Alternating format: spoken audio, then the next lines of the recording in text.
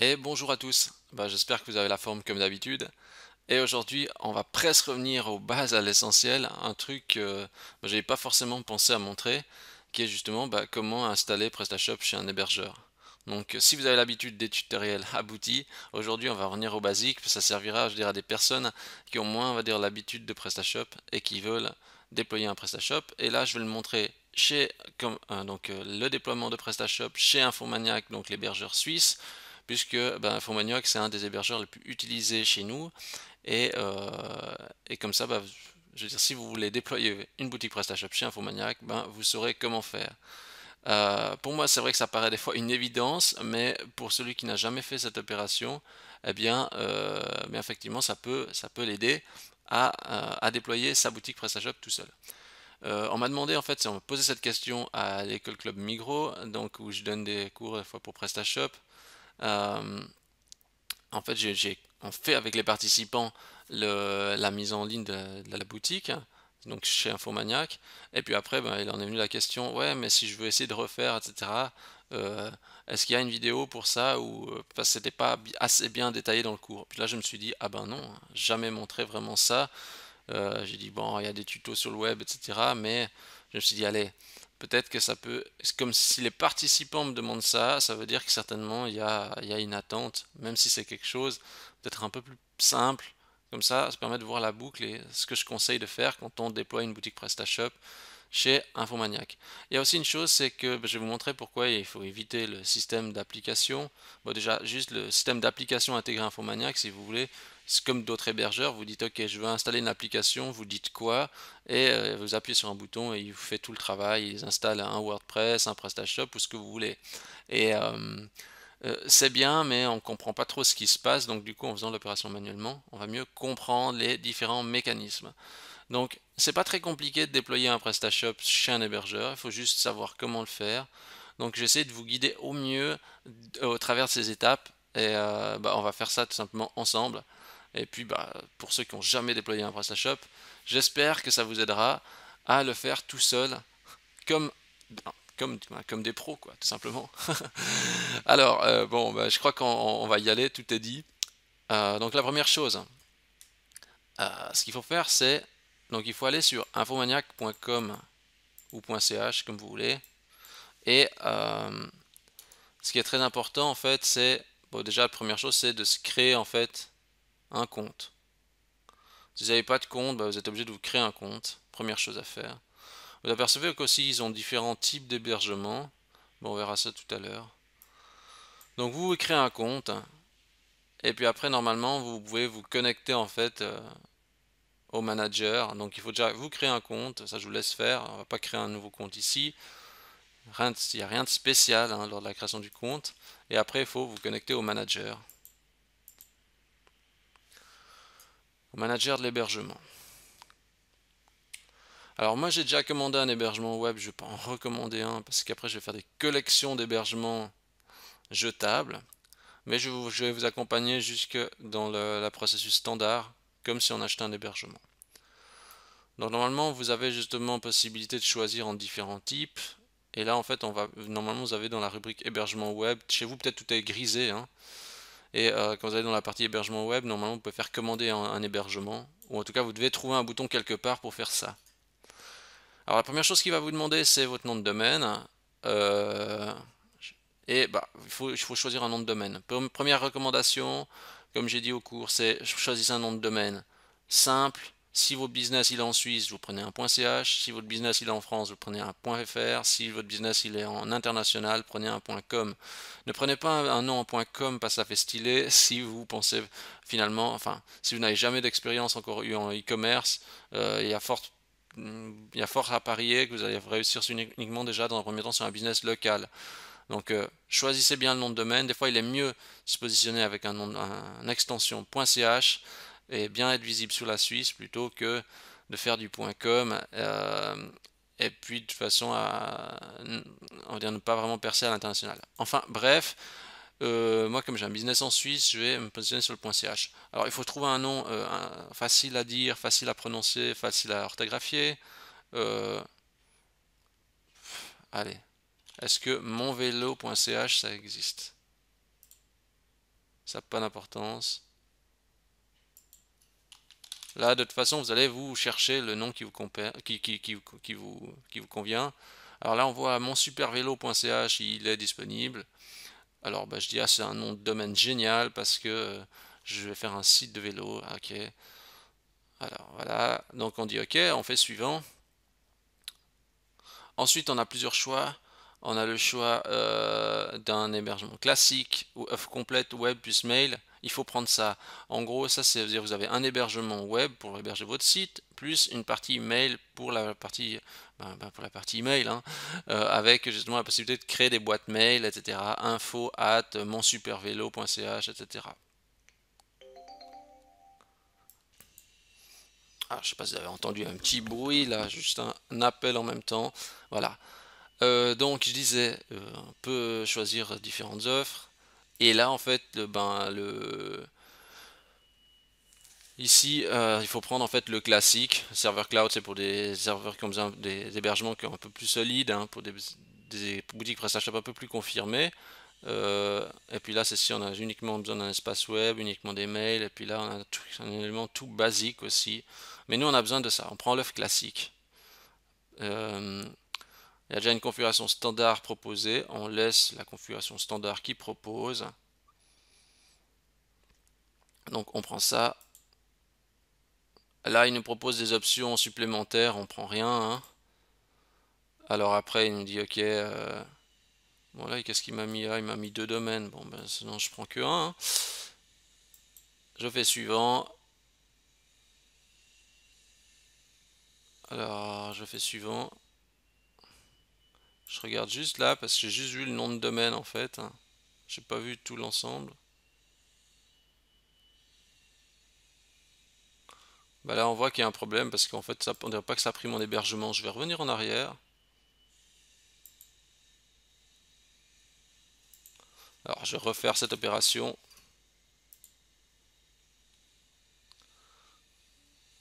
Donc j'ai pris mon super vélo, l'œuf classique.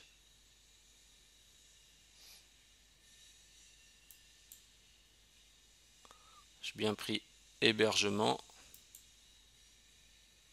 Ça je fais suivant. Suivant. Alors je sais pas pourquoi tout à l'heure ça a pas pris, hein. Là j'ai bien pris le pack web, mon super vélo, etc. Donc en fait on a ici un montant total de 154,50. Le pack mail, le nom de domaine et le pack web. Donc vous devez avoir quelque chose en tout cas du même genre de votre côté, quoi. Après suivant, on accepte les conditions. Et puis là, après vous choisissez tout simplement la méthode de paiement. Ok, choisissez la méthode de paiement que vous voulez, puis vous faites le paiement. Voilà, tout simplement. Ça, je vous laisse vous débrouiller. Et normalement, en fait, quand vous avez fait ça, qu'est-ce qu'il nous dit? Les commandes sont en attente. Ah, juste annuler ces trucs. Sinon, il va me relancer. Voilà.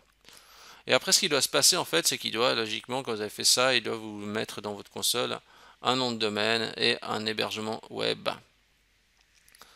Ainsi que justement un hébergement mail. Donc ça, c'est la première étape. Ce que je vous conseille après, c'est de créer une boîte mail. Alors moi, comme j'ai utilisé ce domaine déjà, là, on a monbricolage.ch, mais comme j'ai déjà fait ça avec les personnes qui sont au cours, bah, vous voyez, j'ai déjà créé une boîte info. Donc moi, je vous conseille de créer une boîte info. Là, j'ai juste pour l'exemple, je vais créer une nouvelle boîte. Je vais créer une boîte qui va s'appeler Shop. Mais vous, je vous invite à créer une boîte info. Et puis là, c'est là que ça commence quelque chose d'important, c'est pensez à toujours bien répertorier vos accès. Alors, ça veut dire que quand on crée des accès, bon, on les note quelque part. On laisse pas tout traîner n'importe où. Enfin, surtout pour pas oublier les accès, hein. Donc on a par exemple là, on met par exemple ça c'est le adresse mail Infomaniac. Moi je fais comme ça, je fais un petit bloc-notes. Je mets U, voilà. Puis, je mets un mot de passe. Alors, Cette valeur ne semble non valide. Ben, on va mettre quelque chose. Moi, je mets toujours des majuscules, minuscules, chiffres et lettres. Je mets pas trop de caractères spéciaux parce que des fois, ça fait bugger. Alors, je fais ça. Et vous avez une option attacher à mon workspace. Je mets oui. Et ben, je mets ça dans mon fichier, le mot de passe. Voilà. Donc, qu'est-ce que ça a pour impact? Ça, en fait, le fait d'avoir fait ça. Vous avez ici une liste déroulante. Et normalement, en fait, normalement, il devrait rattacher le compte. Bah, c'est chose qu'il n'a pas l'air d'avoir fait ici. Donc comme il n'a pas fait, on essaie de faire rattacher un compte mail. J'essaie de rattacher shop. Alors là, je vois par exemple ici, il veut pas. Il a pas rattaché il a pas rattaché à mon workspace. Et pourtant, il y est. Alors là, on comprend pas trop. Ah bah oui, bah c'est actualisé, ça met un petit peu de temps tout simplement. Bah voilà. Des fois, il faut vous connecter ou vous déconnecter à votre compte Infomaniac pour que ça marche. Voilà. Bah là, ok, bah vous voyez, j'ai ma boîte. Comme ça, si je m'envoie un mail sur shop@monbricolage.ch, vous arrivez dans le webmail. Et si vous voulez configurer avec votre Outlook, etc., la boîte mail, bah il suffit d'aller dans l'hébergement mail, votre domaine, euh, vous allez sur l'adresse mail en question, puis vous avez ici en fait toute la partie, où est-ce que c'est? Ici, vous avez en fait pour configurer un logiciel, et puis là, vous avez les paramètres pour de connexion. Voilà, tout simplement. Alors ça, c'est pour la boîte mail. Maintenant, suite, ce qu'il faut faire, c'est tout au début, il faut directement penser à installer le HTTPS. Ça veut dire qu'en fait, dans hébergement web, vous pouvez, j'espère que je vais pas trop vite, il me semble que je vais un peu n'importe où. Vous allez dans l'hébergement web, vous cliquez sur votre nom de domaine, et vous avez en fait un rubrique certificat SSL. Chez moi, il est déjà installé. Je vais juste le désinstaller pour vous montrer le truc. Je change d'offre, je vais juste mettre pas de chiffrement. Comme ça, il enlève le certificat.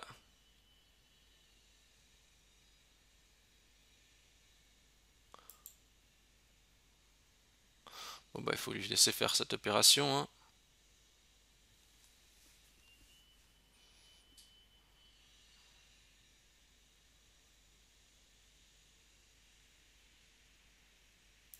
Erreur, hein.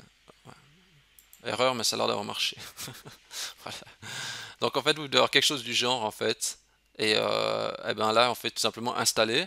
On prend le certificat gratuit et on accepte les conditions. Vous avez juste à faire ça et il va mettre en place le certificat.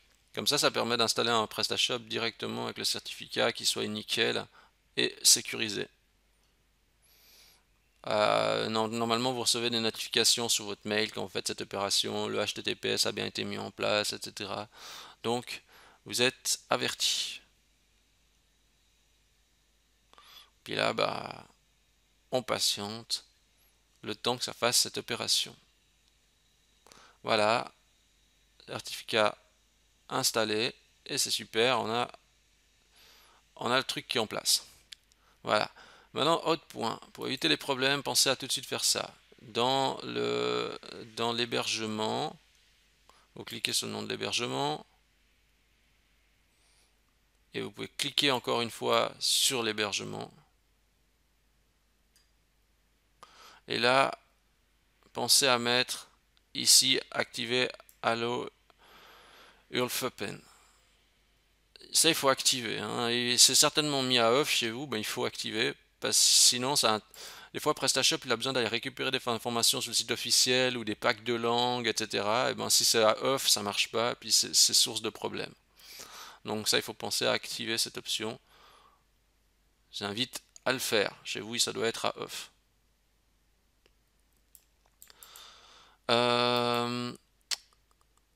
Ensuite, ce qu'on va faire, c'est on va créer des accès FTP, des accès à la base de données. Donc les accès FTP vont nous permettre de transférer PrestaShop sur cet hébergement. Donc en fait ici dans la rubrique FTP, vous pouvez créer en fait un nouvel accès FTP. Ça c'est les coordonnées du serveur, ça permet en fait à envoyer les fichiers de PrestaShop vers le serveur de manière à ce qu'on puisse l'installer. Alors nouveau dans mon fichier, je fais un nouveau accès. là, je vous montre comment bien structurer pour s'organiser, pour pas que ça soit n'importe quoi, puis qu'après vous y retrouvez plus. Donc, je fais S deux points, parce que j'écris c'est le nom du serveur. Moi, j'ai déjà un compte qui existe, mais chez vous, c'est certainement vide, hein. Je crée un nouveau compte. Je vais appeler ça, voilà, PS. Ça n'a pas trop d'importance, le nom d'utilisateur. Euh, je vais mettre, je vais mettre tuto, comme ça, je sais que c'est cet utilisateur-là. Alors, je mets le nom, c'est quoi? S tuto. Voilà. Le pass. Nouveau, je fais quelque chose d'un peu random. Voilà. Je mets ça là-dedans. Et j'enregistre. Donc là, j'ai mes coordonnées FTP. Je dois aussi me créer des coordonnées pour une base de données. Parce que c'est vrai qu'on transfère les fichiers de PrestaShop, mais PrestaShop a besoin d'une base de données pour fonctionner. Donc vous voyez, là, il y a mon compte qui a été bien créé, ça c'est bon. Dans la base de données, ben, on crée un nouvel accès. Là, vous voyez, j'ai déjà une base. Ben, je vais faire un peu la même chose. Je vais ajouter une nouvelle base de données. Je vais faire DB tuto, par exemple. C'est le nom de ma base. Vous pouvez l'appeler PS ou PrestaShop, etc. Alors, là, dans la base de données, j'écris déjà la DB, c'est DB tuto. Voilà. Le pass. Bon, et déjà juste le serveur aussi on note, hein, parce que sinon, vous voyez, j'essaie toujours vraiment de me structurer bien, parce que sinon après c'est vrai que c'est difficile à s'y retrouver. Alors, DB tuto, note, bah, j'écris base de, j'écris boutique PrestaShop par exemple, comme ça je sais ce que c'est, parce que des fois boutique PrestaShop, démo YouTube. Parce que sinon des fois après je sais pas ce que c'est quand je reviens un mois plus tard voir ce truc. Donc je mets une petite note, c'est toujours bien de mettre une note. Le nom d'utilisateur, ben, j'écris USR tuto. Franchement, on appelle ça comme on veut. C'est pas très important.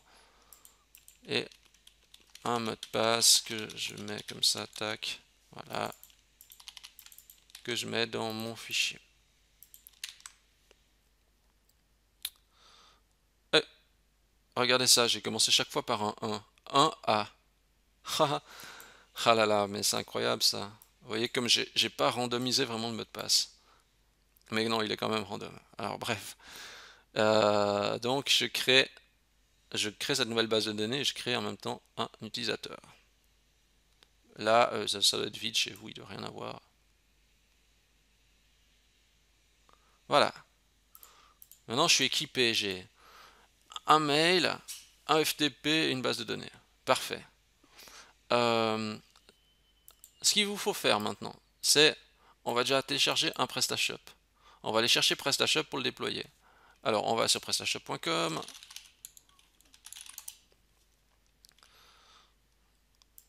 Alors, qu'est-ce que je fais? J'ai pas mis le bon nom. J'ai fait une faute d'orthographe. Et en fait, dans la rubrique télécharger, vous pouvez télécharger PrestaShop. Alors, ici, vous avez deux choix. Soit vous faites directement, vous faites télécharger, soit, parce que là, si vous faites télécharger, vous prenez version 1.7. Si vous voulez pas une version 1.7, vous allez dans nos anciennes versions, qui c'est ici, et vous téléchargez une version précédente, comme par exemple une version PrestaShop 1.6, la dernière qui est la 1.6.1.18 qui est stable. Le comportement reste exactement la même chose, la procédure c'est exactement la même, mais c'est juste que si vous voulez vraiment une version stable et sûre, vous prenez une version 1.6. Je dis ça en date du 1 du 3 2018. Si vous voulez vraiment une nouvelle version 1.7, vous prenez la version courante. La procédure reste exactement identique ensuite. Là, je vais montrer avec une version 1.7 puisque on est dans la gamme des rubriques tuto 1.7, mais avec la 1.6 c'est exactement la même procédure. Donc ce que je fais, c'est je télécharge. Ah tiens, et il me montre comment installer le PrestaShop ici. Waouh. Est-ce que j'ai tout fait tout ça pour rien? On regarde. Je sais pas trop, peut-être que c'est moins compliqué. Moi je suis déjà à 20 minutes mais j'ai pas tout expliqué. Bref, on fait quand même. Donc là j'ai téléchargé mon archive PrestaShop. que je mets sur mon bureau. Alors, là ici il y a deux méthodes. Première méthode, vous ouvrez votre archive, vous allez trouver un dossier avec toutes sortes de fichiers dedans. Vous faites un dossier PrestaShop sur votre bureau, vous allez mettre tous les dossiers dedans.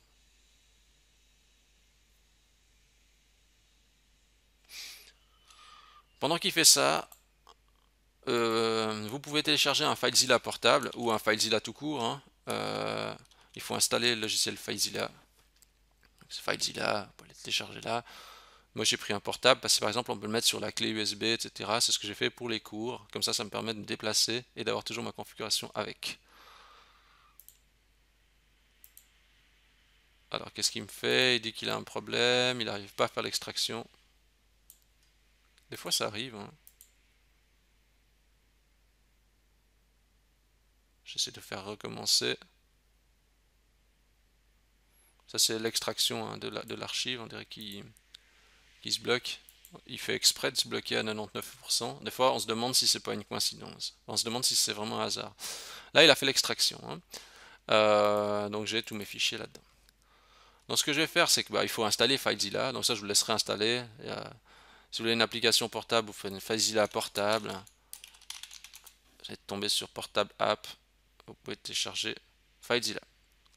Ou vraiment, vous prenez FileZilla installé si vous voulez directement toujours l'avoir sur votre poste fixe. Maintenant, ce que je vais faire, c'est, je vais vous montrer avec mon FileZilla portable. Donc ce que vous pouvez faire dans FileZilla, vous pouvez ouvrir le gestionnaire de site en haut à droite et vous pouvez faire ici un nouveau site. Alors je vais mettre mon bricolage tuto. Et ce que je fais ici, c'est je vais mettre mon accès FTP qui est là. Donc, regarde, je vais mettre ça. J'ai pas précisé, mais des fois avant, quand on initialise le nom de domaine et tout ça, des fois ça peut prendre un petit peu de temps d'initialisation. Des fois, le domaine il peut être bloqué ou en attente de validation. Je suis parti du principe que tout passait comme une lettre à la poste avant. Donc je mets ces coordonnées et je fais OK. Et maintenant dans ma liste, vous voyez, quand je fais bricolage tuto, bim, ça me connecte directement à mon hébergement. Donc ça veut dire ce que je vois ici, c'est sur mon hébergement web. Vous avez un dossier web, c'est là-dedans qu'en fait arrive tout, que là-dedans que sont va être mis votre boutique. Là on a backup, c'est les sauvegardes de PrestaShop, les sauvegardes de Infomaniac, les statistiques, parce qu'il y a là-dedans, je vais jamais, je dirais que ce qui est important c'est le répertoire des backups, et puis la partie web dans laquelle se trouve votre site, va se trouver votre boutique PrestaShop.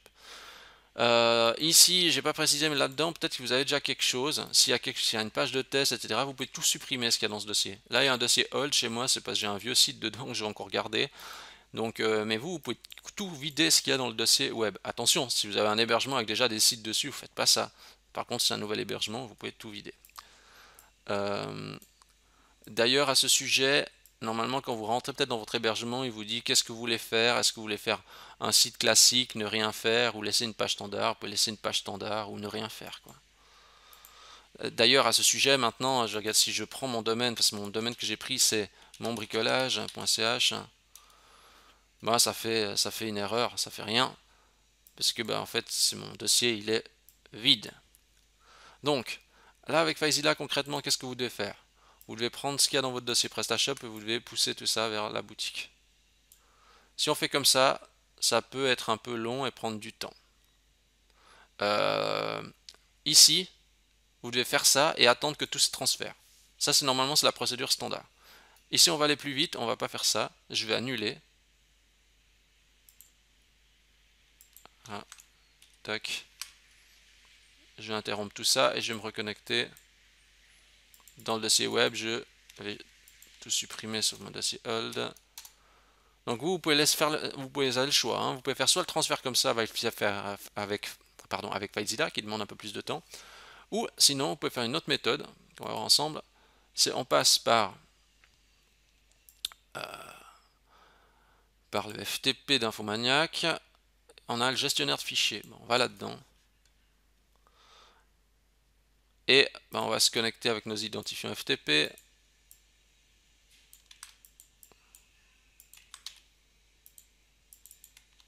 Je mets mes coordonnées. Voilà. Et ce qu'on va faire, c'est qu'on va envoyer les fichiers, mais on va envoyer directement l'archive. Donc je prends l'archive et je la balance.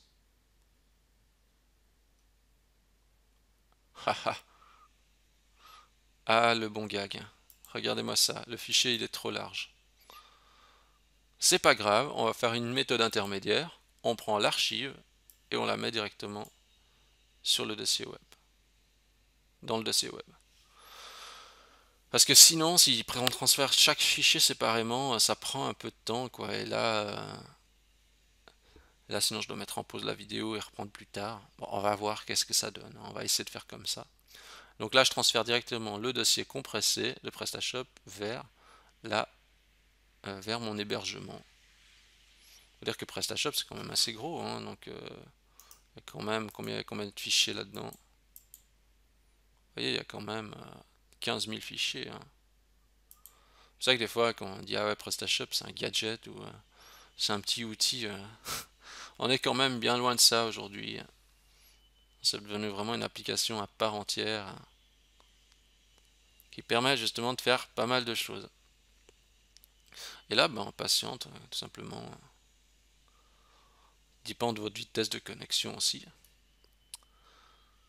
Et ça va gentiment arriver au bout, comme ça on va pouvoir voir si on peut faire l'extraction. Le but c'est de faire l'extraction du zip directement chez l'hébergeur. Plutôt d'extraire sur le bureau comme ça, on va faire l'extraction à l'hébergeur.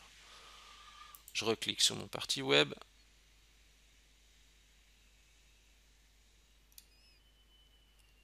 Alors, on regarde qu'est-ce qui se passe. On peut peut-être recharger un coup la page.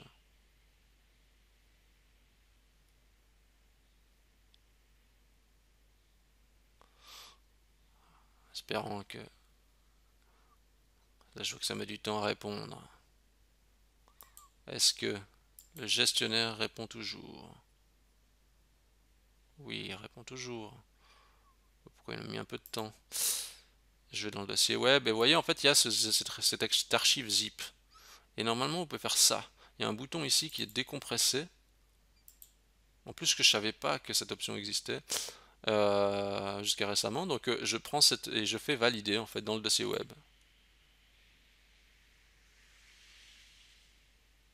Il m'a redézippé un autre fichier, PrestaShop, et je essaie de refaire décompresser ce PrestaShop, toujours dans le dossier web.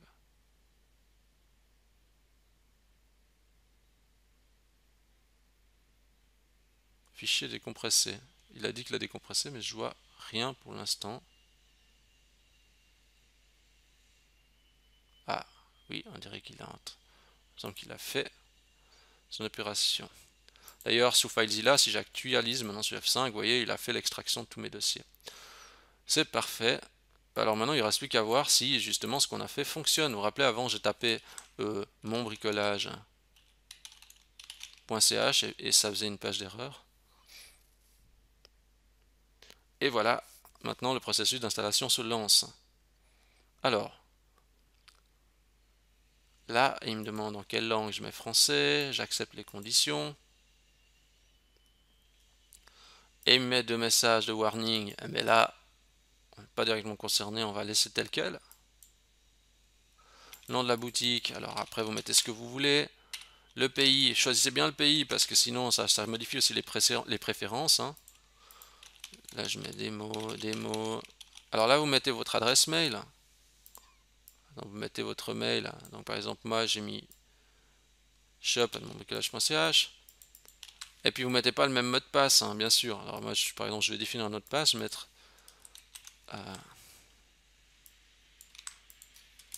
PrestaShop.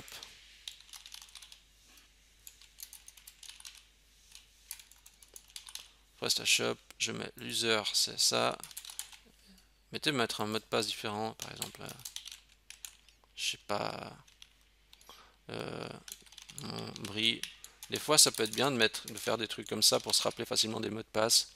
Mettez par exemple mon bris collage et puis mettez par exemple un 0 à la place d'un O, par exemple. Alors, je mets le mot de passe que j'ai défini. Et là, il me demande l'adresse du serveur et ces informations. C'est ce qu'on a créé en fait les accès tout à l'heure.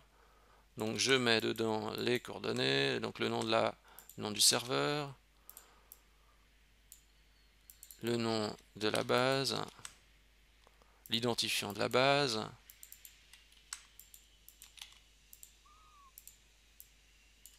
d'où l'intérêt de tout avoir toujours sous la main en fait. Là c'est peut-être pas S, c'est plutôt P. Voilà, et puis on fait test avec la base de données.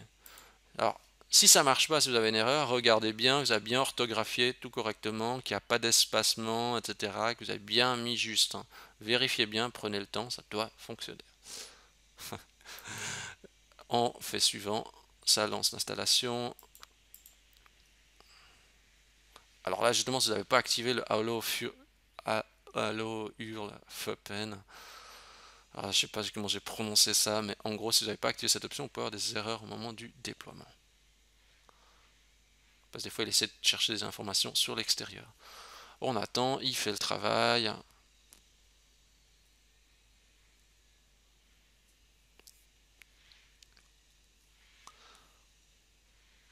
Et voilà, il a fini. Il demande deux choses. Pour les deux raisons de sécurité, vous devez supprimer le dossier install. Bon, je vais juste aller ici sur le dossier. Vous voyez ici, j'ai le dossier install. Vous pouvez faire par le FileZilla aussi, hein. Je vais le supprimer. Install. Ici, il veut déjà plus que je supprime. Ah, on dirait qu'il aime pas parce que bah, il faut que je me reconnecte, on dirait. Je me reconnecte, comme ça, il sera content.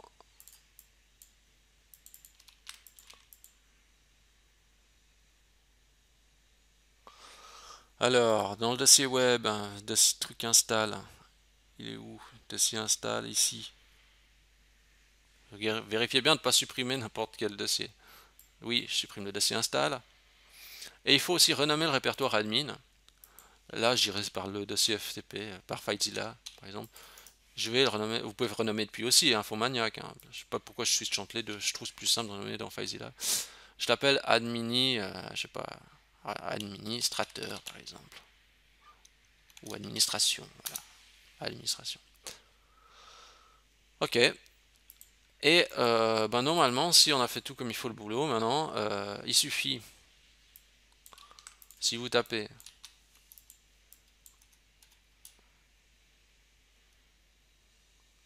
monbricolage.ch, il y a une erreur. Et si vous tapez monbricolage.ch/administration, ça vous connecte normalement sur la partie back-office. Alors, on peut s'effrayer, on dit oh mon Dieu, ça marche pas, il y a un problème. Mais on va pas s'exciter, on va essayer de trouver une solution. Déjà, on va se connecter au back-office parce que cette erreur est liée au fait qu'on a mis le HTTPS en place. Si vous ne mettez pas le HTTPS, il se peut que ça marche du premier coup. Là, je vais juste me connecter dans le back-office de PrestaShop. Donc avec les identifiants, les derniers identifiants que j'ai mis. Là, je lui dis plus tard, on laisse Preston tranquille.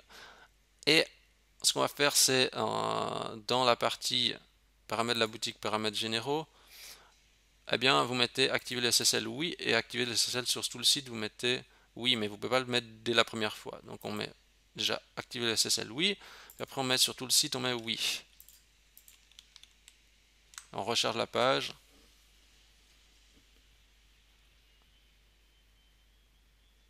Et là, je suis déjà surpris moi-même. Qu'est-ce qui se passe? Ah, PrestaShop a fait une nouvelle version, hein. Ils ont changé la présentation. Ils ont fait. Et bah, je découvre en même temps là, en fait, je vois qu'ils ont mis des nouvelles photos, etc., des nouveaux produits, un petit vent de fraîcheur sur PrestaShop. Donc ça c'est plutôt sympa. Bah, vous voyez, en fait, la boutique marche maintenant. Et vous avez une boutique sécurisée en HTTPS comme un pro. Donc ça c'est génial. Qu'est-ce qu'on va encore faire? Bah, on va faire juste une petite bricole. On va juste ajouter un produit pour voir si juste les images se transfèrent bien. Ah ouais, ils ont quand même fait de petites mises à jour là, avec cette nouvelle version. Je fais un produit test, j'essaie de l'enregistrer et je vais mettre, je sais pas, basket.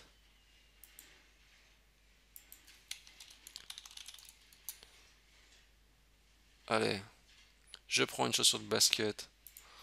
Rassurez-vous, je suis même pas un fan de basket en plus. Je sais pas pourquoi je prends ça, mais des fois,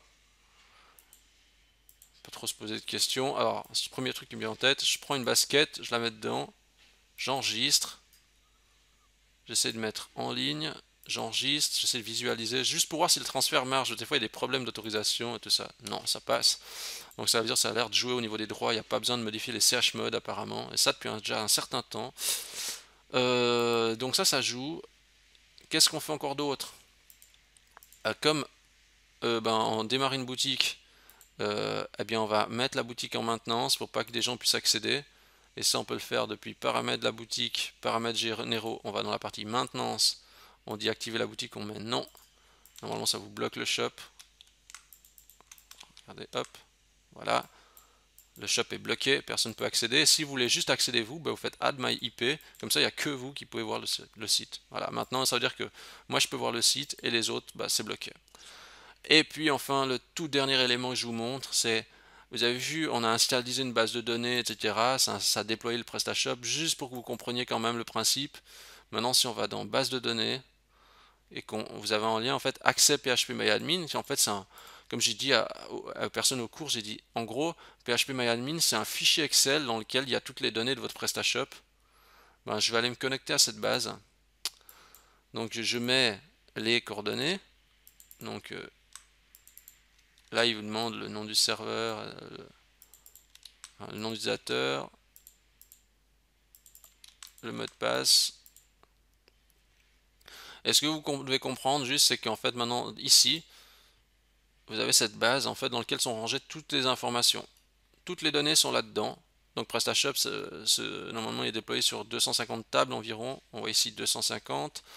Donc ça veut dire 250 fichiers Excel qui regroupent toutes les données de votre boutique. Et juste pour que vous compreniez juste le principe, je vous montre vraiment un truc ultra basique. En gros, c'est, regardez, par exemple ici on va dans client-client. On a par exemple pub prestashop.com, donc John Doe. Je sais pas comment on dit exactement ça. John Doe. John Doe, par exemple, voilà. Alors bref, eh bien si vous recherchez ici Customer par exemple, eh bien vous avez par exemple une PS Customer donc qui est client, hein, donc le fichier client, vous voyez par exemple ici on retrouve par exemple cette personne ici. Donc vous comprenez que les données qui sont ici, tout ce que vous voyez là, ces informations dynamiques, dans les produits, les catégories, etc., tout est stocké ensuite dans cette partie PHPMyAdmin, dans la partie base de données. Et c'est là qu'on vient pour faire du débogage, pour de l'analyse un petit peu plus évoluée. Voilà. Je crois que j'ai fait le tour. J'ai été un peu express. Il me semble que j'ai donné, on va dire, les bases pour déployer un PrestaShop. J'ai mis un peu plus long que le tutoriel officiel. Ce tutoriel officiel, il me semble, c'était plié en 10 minutes. Mais je pense que comme ça, chez Infomaniac, vous avez déjà les bases pour faire le déploiement. Pour les autres hébergeurs, je ne sais pas exactement comment ça se passe. Ça dépend. Le principe doit rester le même. Mais après, pour du OVH, du one-in-one, etc., je ne sais pas exactement. Mais en tout cas, pour Infomaniac, comme ça, vous avez déjà au moins quelques repères. Si vous avez aimé cette vidéo, je vous invite à liker la vidéo. Si vous avez envie de faire un commentaire, laissez un petit message en dessous. Si vous aimez mes vidéos, n'hésitez pas à vous abonner à la chaîne. N'hésitez pas à mettre une note dans Google, vous cherchez Webax, W-E-B-B-A-X, Webax dans Google, et vous pouvez me mettre 5 étoiles sur le nom de mon entreprise, ça me fait toujours plaisir. Et voilà, je crois qu'on a fait le tour. Donc épisode un petit peu plus basique, mais qui va servir aux PrestaShopiens débutants qui voudront se lancer sur cette solution. Voilà, et puis bonne semaine à tous, et je vous dis à la semaine prochaine. Merci.